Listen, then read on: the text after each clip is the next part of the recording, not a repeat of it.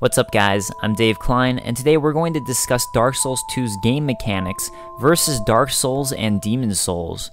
Where did it draw its inspiration from, and which mechanics does it more closely resemble?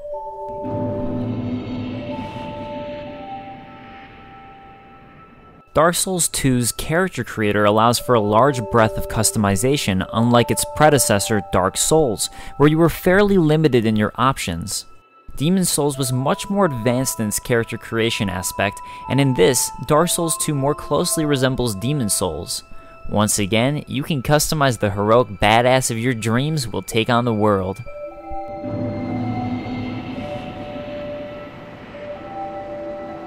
In Demon Souls, players were restrained to an obvious main hub, the Nexus, where you would teleport to very separate and clear different paths. Dark Souls nixed this idea with Firelink Shrine. You're still given a main hub area, but it feels more connected to the rest of Lordran, with paths constantly interconnecting and circling back in a very Metroidvania style. Firelink Shrine is a hub, but doesn't feel as much like one.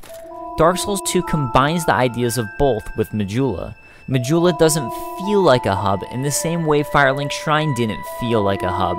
However, it branches off to very separate areas that rarely link back to each other, making the world feel more expansive like Demon Souls, but like Demon Souls, doesn't feel as connected.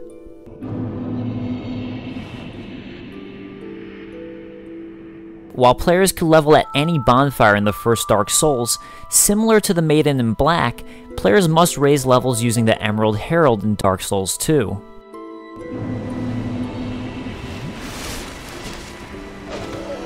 Dark Souls 2 utilizes both the systems of demons and Dark Souls healing. In Dark Souls 2, you use Estus flasks just like in Dark Souls, but with a more limited number of uses. Like Demon Souls, Dark Souls 2 also uses various life gems, which are one-time use items similar to the various grasses of Demon Souls. Dark Souls 2 attempts to balance the two, as you have less Estus flasks at your disposal, and healing stone drops are less frequent from grass drops.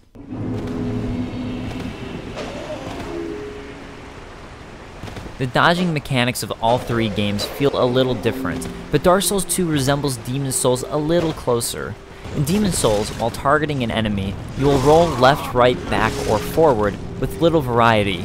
In the first Dark Souls, dodging while targeting an enemy hugs them, so to speak, and allows you to somewhat roll around certain enemies. Dark Souls 2 borrows from Demon Souls in that you will specifically roll in the direction you are pressing, even while targeting an enemy. You do not roll around them anymore as in Dark Souls, but you can roll at a larger variety of angles while targeting.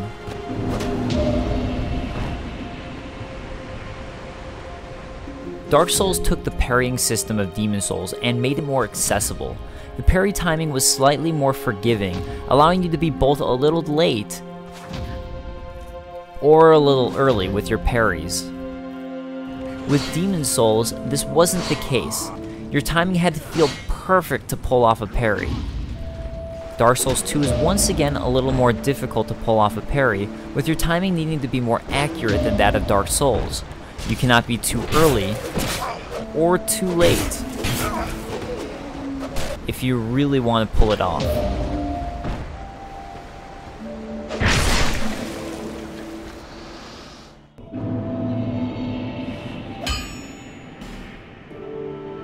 Dark Souls 2 more strongly resembles Dark Souls when it comes to weapon upgrades and adjustments. Weapons upgrade with Titanite and take roughly the same number of shards, chunks, and slabs to upgrade, similar to Dark Souls.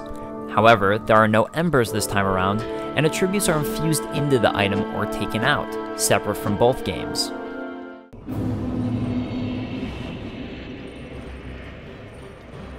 Dark Souls 2 adapts a system similar to certain aspects of Demon Souls.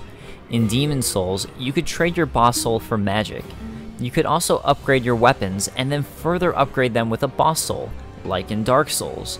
But Dark Souls 2 nixes this. This time around, you simply trade your boss souls for both magic and weapons.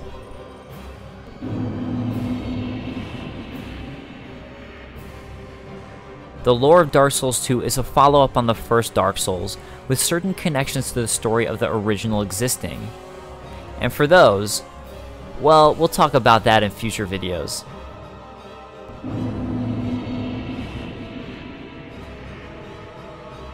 While it's common knowledge at this point, Dark Souls 2 resembles Demon Souls in that when you hollow, you lose your max health. However, unlike Demon Souls, in Dark Souls 2 this is a very slow and drawn out process.